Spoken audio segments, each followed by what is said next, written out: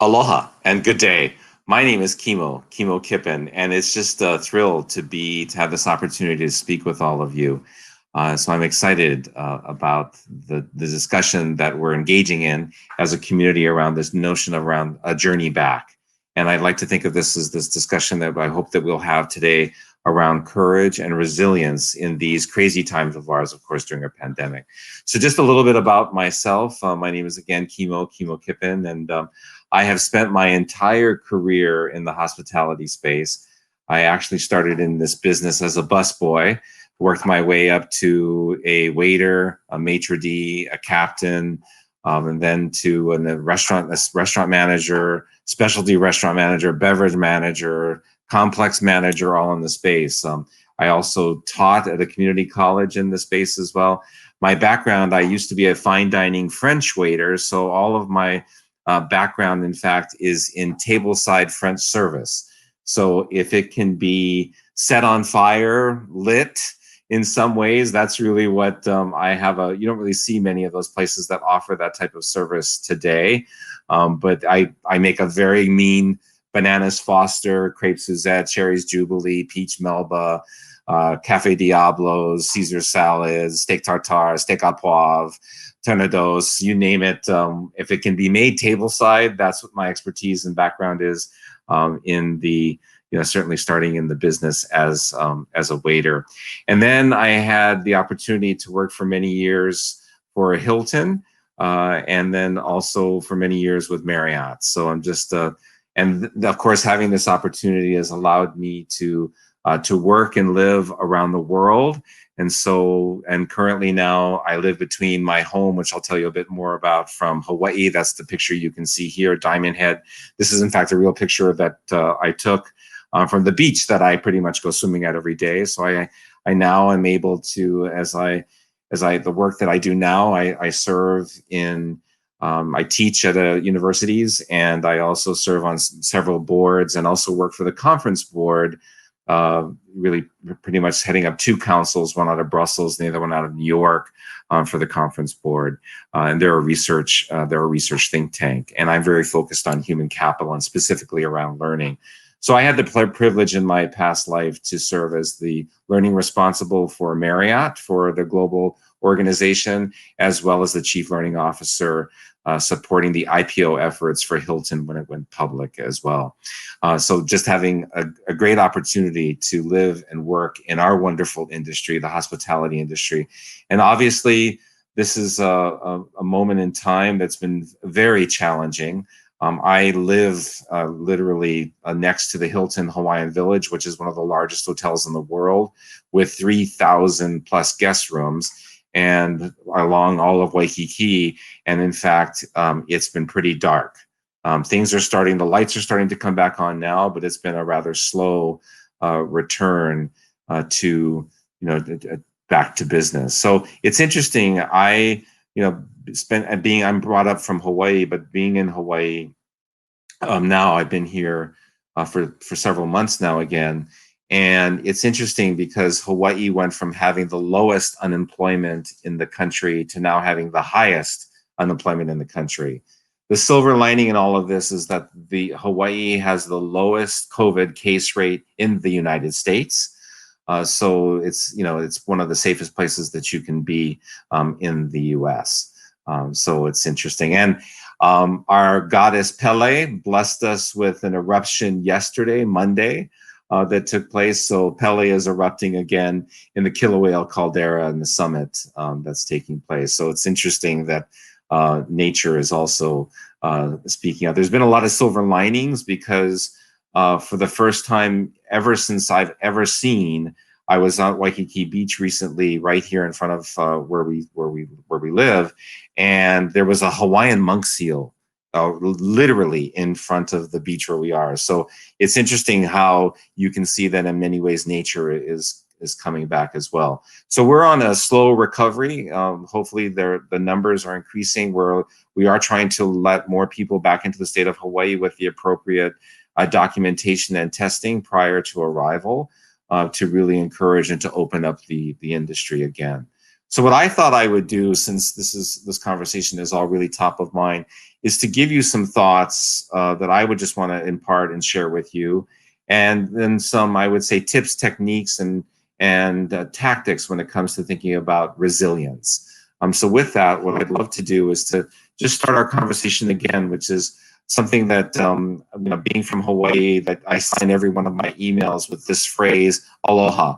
And what I wanted to do was to unpack this a little bit for you by just sharing with you the origin of the word. It's actually two syllables, and the syllables alo, which means really to give, and then ha means life. So when you say aloha, and what it actually means is that you're giving your life's energy, your spirit, we call in Hawaiian your mana, to somebody else. So I'm giving you literally my breath of life, or my spirit, or my energy that I'm sharing with you. So I want to just do a fond and very warm aloha to all of you that are taking the time to watch this video, and thank you for spending a little bit of time with me as we share some thoughts around with the future and also around resilience. So aloha and welcome to this session. I wanted to share with you a little bit about where I'm from. This is Kaneohe. It's on the island of Oahu. It's on the windward side of the island, and that's Kaneohe Bay. And that mountain range that you see there is actually the Ko'olau mountain range, and it actually cuts across most of the island. But it's just a beautiful place, or a place where that I had the ability, where I grew up. I'm actually almost 3/4 Hawaiian, and my family's has been a part of the Hawaiian Islands for about 8 generations. So my family goes way back. So this is certainly in my DNA and my home, and that notion of the spirit of aloha, the spirit of hospitality in particular, is something that has just been ingrained. I've been brought up with and in for, of course, my entire life. What I wanted to share with you is this discussion around purpose. This is what I've also wanted to leave you some thoughts with. And this is probably one of my most favorite models or frameworks that I've ever seen. I have documented the sources for you in this presentation, so feel free to pull that up and to use that. This is, I'd like us to think around everything that we do in life basically centers around what is one's purpose, or what is your purpose, or what is your organization's purpose, and why are you here? So with that in mind, I just have this model. I use it all the time. I use it personally. I use it with people that I coach. I use it with organizations. I use it in most of my presentations. It's a good way to kind of frame for you a way to think about how this notion of values, vision, and mission, our values, then our mission, and our vision, and our purpose, how all of that really just comes together. So ikigai. Ikigai is a Japanese term or phrase, and it really means, what is your purpose, or what is your raison d'etre, for your purpose or reason for being. So it really kind of starts with this discussion of what is it that you love to do, combined with what is it the world needs, and that would be then your mission. What the world needs and what will the world pay for is actually called your vocation. What the world will pay for and what you're really good at is called your profession. What you're really good at and what you love to do, that's known as your passion. So it's important where all these 4 things, your mission, your vocation, your profession, and your passion, where all those 4 things intersect, that's really known as your purpose. So what I would love to do, I'd like to ask you to think about your purpose. And this is a little bit of a heady conversation. It's something you just can't say, whoa, but you actually have to kind of think about it for a little bit, and to formulate what is your purpose, what is your mission, what is your vocation, what is your profession, what is your passion. There's all of that align around a purpose that you really feel good about, you feel very centered in, you feel very motivated by every morning, that when you wake up, there is a sense of purpose that you have to why it is what you do. And I always like to think of this in terms of joy.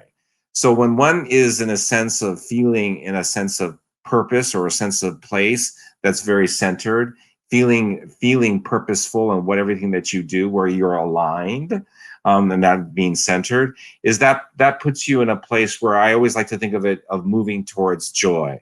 So my kind of thoughts in life are, how do I move away from any pain or unhappiness, and how do I move towards joy.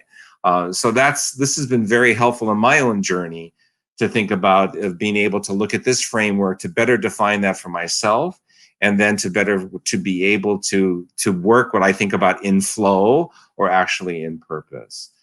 So in a very, very humble way, as an example, what I would love to do is just to share with you sort of my purpose and vision and mission, to share that with you. Again, I'm not trying to brag or to say I have the corner on this. I want you to know that it's something that I have thought about deeply, I think about, and then I really spend my day and my time using this really as my true north to help me navigate, to discern how best to spend my time, energy, and where I give. So with that in mind, I'd love to share with you my sense of purpose. And it's simple, I believe, but it's really to know significant and unconditional love. And I feel very blessed and with a great deal of gratitude and appreciation that I know that I have unconditional love from my better half, my spouse, Dorota, as well as my parents, who are both passed. But I do know that I am deeply loved and appreciated, and it's unconditional from my parents, my family, and my friends. My aspirational vision is, how do I be a better citizen of the world through learning more and learning about cultures, reading, education, training, greater awareness, travel, greater work experiences by living and working in different and diverse places. I've had the opportunity in my career to live in several places around the world, and now I actually reside between Europe and Hawaii, and I spend my summers in Poland on the Baltic, as well as in Warsaw, Poland, and then my winters I spend in the Hawaiian Islands, and feel very blessed that I have the opportunities to experience such two very, very culturally rich and diverse places as Poland as well as Hawaii. So it's literally 11 time zones. It's literally like, almost halfway around the world, but such a great place to be able to spend more time in both of these places. And a mission for me that I particularly now have spent much more time focused on is my mission, which is around how do we create greater access to learning and education, thereby really increasing the economic mobility for that particular person, but more importantly for generations to come. And I can tell you that I can speak to many, many people, and as a result of the training or learning or education that they've received, it's actually changed their lives. I'm very involved with an organization called the Asian Pacific Islander American Scholarship Fund. We're funded by the Gates Millennium Scholarship Fund. I'm the chairman of the board for that organization. And I've been part of that organization for about the last 15 years. But we give out about $11 million a year in scholarships. And I can tell you countless stories where people have had the opportunity to be given a scholarship or an opportunity to go to school or an opportunity to take advantage of greater learning and education. And it has changed their life significantly. Working in the hotel business, you probably have many experiences where people have started in housekeeping, for example, or started in food and beverage, didn't speak a word of English. And I know many people, and this person that I'm thinking of in my head right now, that is seeing in my mind's eye, started as a housekeeping person, and then, worked up to become a housekeeping supervisor to become housekeeping manager to become, director of services, then to become director of rooms, then to become resident manager. And today, that person, and I know both a man and a woman that have done this, are now general managers of hotels. And that's the nature and the beauty, and one of the wonderful things about our business is that our industry is that we create so many great opportunities for people to have a great life and a great opportunities for greater upward mobility and opportunities to succeed. And then, of course, that gets to play out in turn with the families that they have and with the kids that they have. A quick story also, I was very engaged in creating a high school program for people to be able to get their high school degree while at Hilton. And it's amazing how many people that actually were able to go back and get their high school degree. And I asked them, why did you do this? And they simply just said, the reason why we're doing this was not only for myself, but more importantly for their children. That going back to get their high school degree allows them to say to their kids, I did it, you too can do it. And so that's one of the things that's always motivated me in the work that I do and the hospitality industry that we serve in, is that it creates amazing opportunities, for people to just have great careers and completely transportable. So I know people that have lived in one part of the world and now live in another part of the world, or they're working in different places, but these skills are very transferable. And these skills, particularly around customer service and driving greater customer service and greater customer loyalty, these skills are in high demand and will always have an important place in our industry, and particularly as our industry pivots and shifts, to be able to now, how do we work with given these new circumstances, how we work and continue to excel and succeed in the environment that we're currently in. So I'm very, again, humbled just to share these topics with you, but I'd like you to think about them for yourselves, and how that plays out for yourself. And the question I would leave you with right now would just be, are you living your best life? Are you living the life that you want to live? Are you living in a space, in a place, and again, in no intentions here of preaching in any way, but are you living your best life in alignment with living a life full of purpose, that you are truly doing the things that bring you joy? Are you in a place that brings you joy?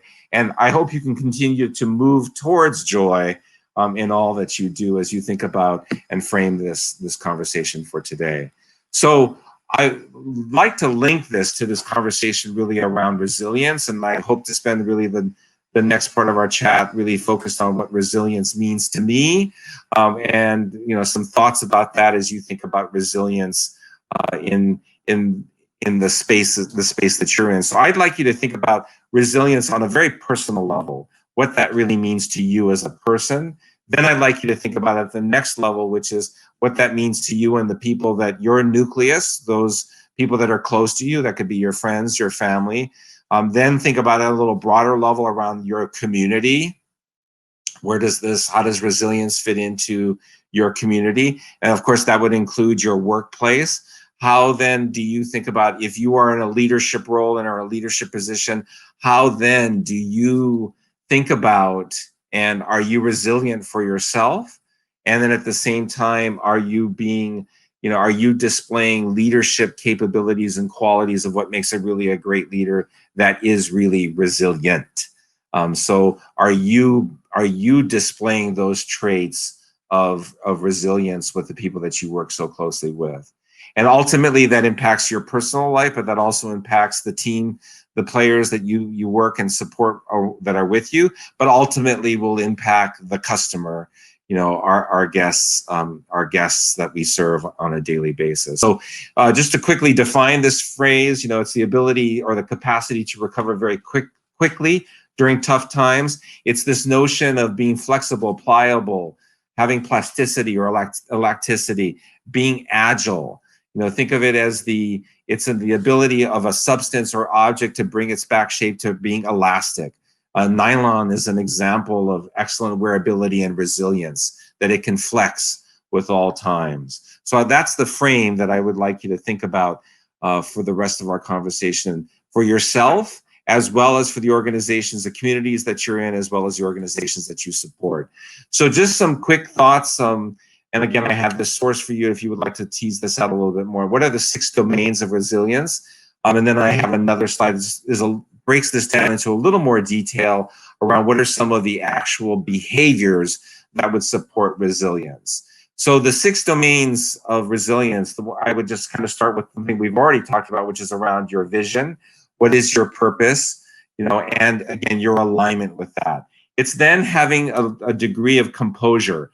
Your ability to be empathetic is really where I think about probably one of the most important traits right now that's probably ever more so in demand now is, as a leader, how are you being empathetic? Your ability to regulate, modulate, use appropriate emotions given the particular situation. You probably heard of Blanchard's work for much time, which is around, situational leadership. But are you using the appropriate response and emotional response given the particular situation that you're in?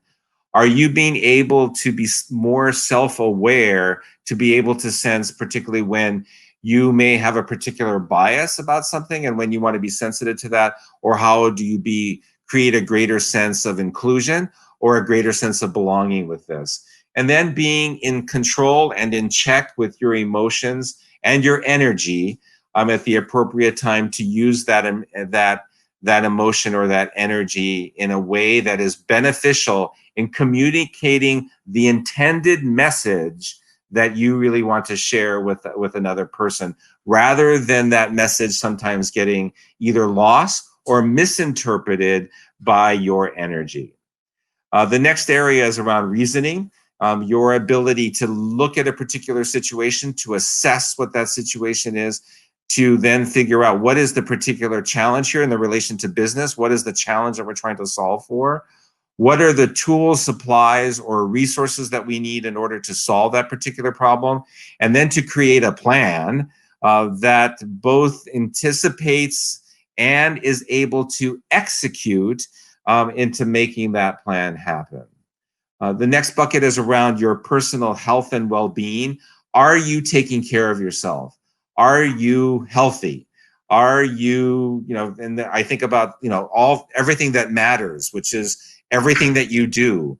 And the notion I like to think of, in the story that I would maybe share with you, is it was a busy time in the hospitality space for me when I was working at Marriott. And specifically, I was working for a senior vice president. I was in charge of HR for the Renaissance brand, for Renaissance Hotels for North America, and budgets were due, working on budgets. And I asked my boss, who I had a great deal of respect for, I said, I wanted to go through and talk and finalize our budgets for human resources.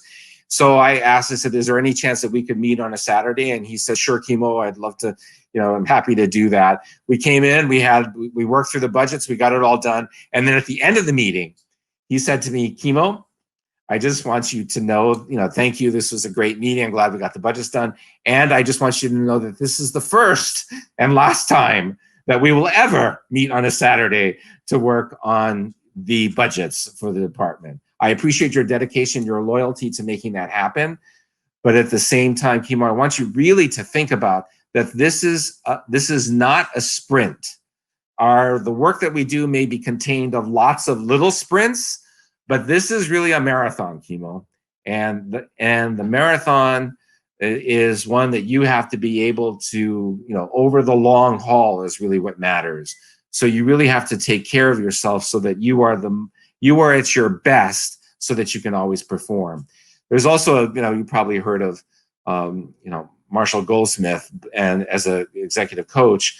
But one of his messages that I always take heed from, or I've always took value in, is that he has this sort of notion and belief that everything that you do matters. So, how you spend your time, what you eat, how much you sleep, how much exercise you get, the people that you associate with, the things that you do in your spare times, the things that you do to help yourself to be better, to fill your mind, to spend time to reflect, to be quiet, to think, to contemplate, to learn. This all supports this notion of lifelong learning. But our ability to do that is all centered around being healthy. And again, are you living your best life from a health perspective?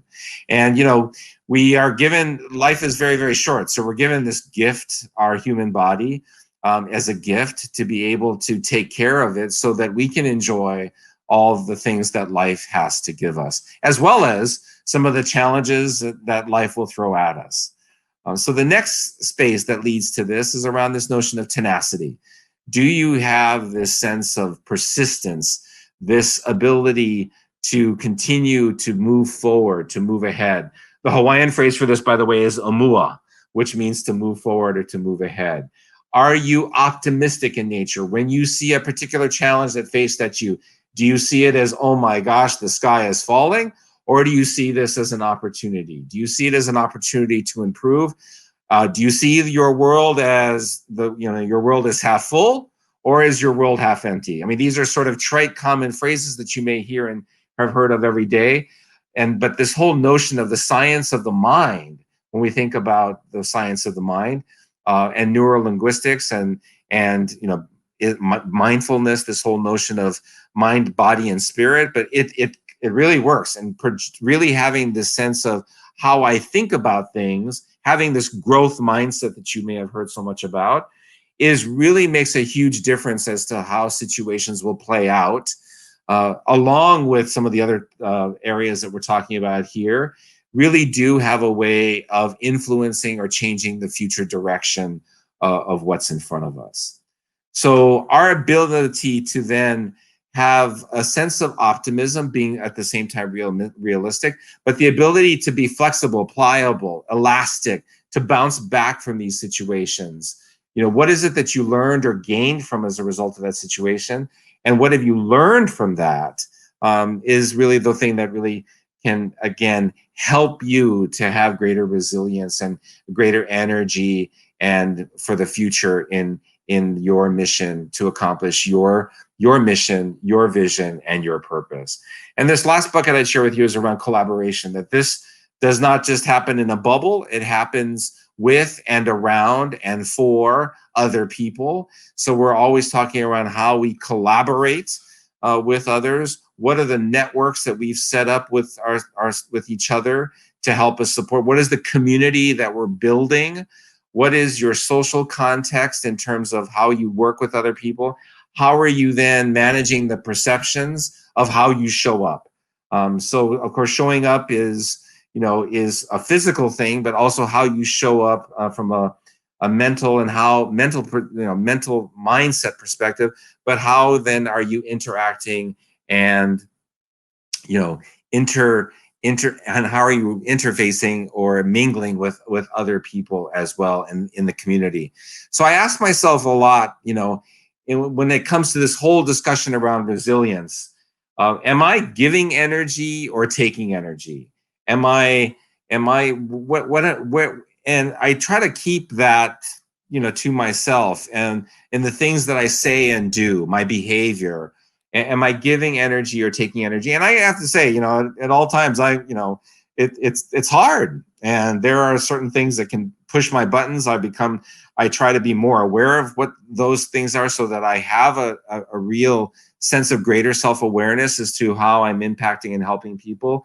But how am I playing out to really my mission around creating greater access to learning and education? How am I really doing that? And are my actions fulfilling those words? Am I building a better world? Am I leaving a better footprint? Am I leaving a more sustainable one for the future, for the generations to follow? So this kind of just encapsulates, some of the things to think about when it comes to resilience. On this next slide, I just wanted to share more tangible tips, techniques, behaviors to really kind of support that. So here's just another 7 principles for this discussion around resilience. Around number 1, cultivating a belief of your ability to cope, or to be elastic, to be resilient, to be flexible, to be agile. And I'd also like you to think about this in terms of how are your organizations doing that? Most recently, as a matter of a couple of weeks ago, by the way, NIIT, another organization in partnership with Josh Burson, just released a good white paper on this same topic as well, around adaptive learning organizations. And truly, how do we build more adaptive cultures and workplaces in all that we do by having our organizations be more resilient, be more adaptable, be more flexible, be more agile for the future? And, certainly I know that my colleagues that I've done much work with in the past and today with Ellen Interactions, that certainly comes across as well in all the work that they do around how do we create greater capacity within our organizations by doing the jobs that we do from a learning perspective to build more capacity and capability within the organization, and ultimately leads to greater sustainability. So the second one is, how do you yourself stay better connected with sources of support, be it your family, your friends? It could be aesthetic as well. For some people, that might be their faith, whatever that may be. But how do you surround yourself with positive sources of support? And I do want to emphasize the word positive, sources of support to be able to do that. Number three is to share with others, and that could be both verbally or it could be in written. I know, some people are more introverted by nature, and so therefore they actually may want to write. They actually may want to blog. They may want to, use different forms of medium to be able to share their thoughts, to do that in perhaps a different way, or to do that, some people like to do that verbally, or with video, for example, is another way to share that.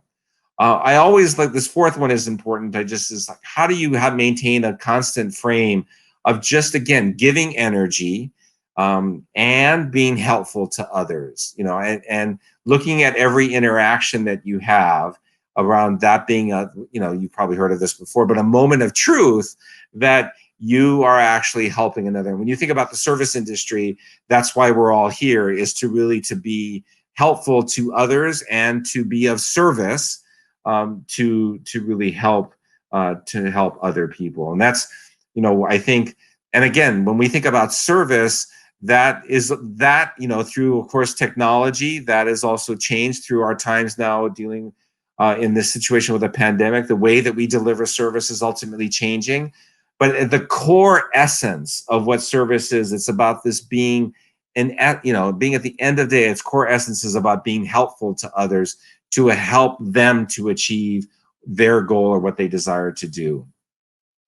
And again, the fifth point is around doing that in a positive way, displaying a positive frame, positive behavior, an emotional state that is positive, that you share with your colleagues and others.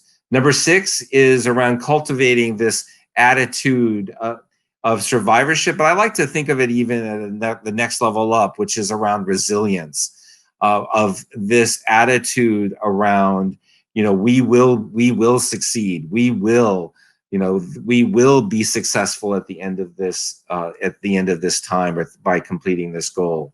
There is a light at the end of the tunnel. I am optimistic. I speak positively about, whatever it is, the project that we're working on.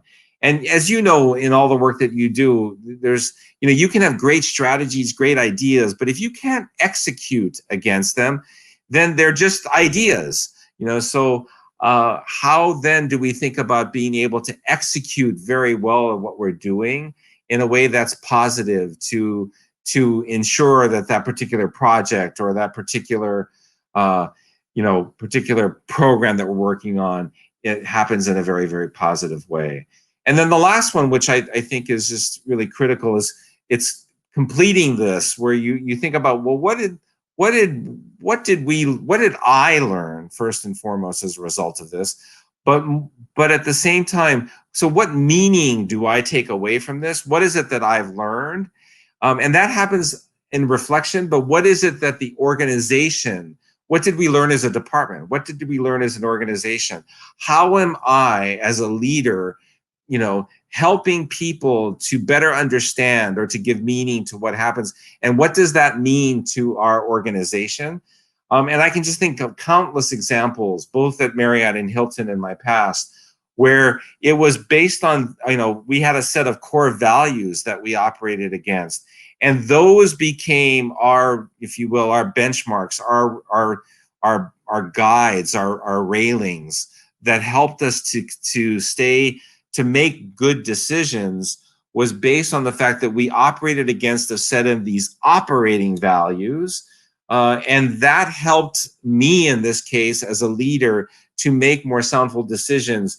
That was the behavior that I was going to take, or the behavior that I was going to do, did it actually live up to the values? Did it behave in a way that lives up to the values of our organization? And if the answer of that was yes, then I know that I was making the right decision. And I want to be able to help the organization to think through that all the time, so that, from a leadership perspective, I am helping others to be successful so that they can, if you will, be ready to take on the next challenge. And obviously what I'm leading to is the next promotion. So wrapping this really all up and kind of pulling this all together from a resilience perspective, the one thought I'd want to leave you with is this notion of just paying it forward. When you think about resilience, and when you think about the techniques and the tips and the context here that I've really tried to share with you, because context is really what makes it so important, are you paying it forward? Are you living your best life? Are you living one that's in alignment with your purpose? Going back to what we talked about from an Ikigai perspective, are you living your best life? And then are you paying it forward to be of service to those that you care and love so much, those that are in your community, those that you work with, those that you serve, and particularly in the hospitality industry that we're in, are you paying it forward for future generations? Because all of you are involved in helping people to help others to advance and to succeed. And you do that every day. So I just want to say thank you for all that you do for our industry. Obviously, our industry is in a time where it's having to, again, to reframe the way that it offers its value proposition to its customers, the way that it delivers service. So it needs our innovation, our caring, our passion that we have for the industry. And so I hope through these conversations and my colleagues that have been a part of this, as we call about this journey back that we've been talking about with Allen Interactions, that you too will, help to pay this forward. And with that, I'd only like to wish you all the very best in your careers with your families. And as we go into 2021, I remain very optimistic with the vaccine that has been starting to be distributed and implemented. And so therefore, I'm very hopeful of what the future will bring for 2021. So just some parting thoughts. Every morning we're born again. What we do today is what matters most. That's a quote from Buddha. The one that I love from a learning perspective that I think of often from Gandhi is this discussion of live as if you were to die tomorrow and learn as if you were to live forever. And that, every day is a living, learning, and loving opportunity. And so for which that as we go into the new year, I hope and wish for you only the best, both personally and from a health perspective, and to your families, that I wish you only the best for 2021. And so with that, I would like to say mahalo. This is from one of my favorite places on the island of Kauai, where I spend all my summers as a kid. So with that, I just wanted to wish you all the best. And I love this notion because we have a rainbow here. One of my most favorite shirts, I have a t-shirt that says this. In fact, it says, no rain, no rainbows. So when life gives you rain, there's an opportunity to really think about that, to reframe that opportunity so that it actually turns into something that's really quite beautiful, which is this notion of even a double rainbow that you can see here before you. So I remain accessible. If you feel free to reach out at any time. Thank you to Christopher and to Michael and to Chrissy for all their help in pulling this together, and to my colleagues who have shared in this these panel conversations that we've done and to share their individual stories. I'm thankful for the opportunity to be with you here today. All the best, shaka, lots of aloha, and take care. Thank you.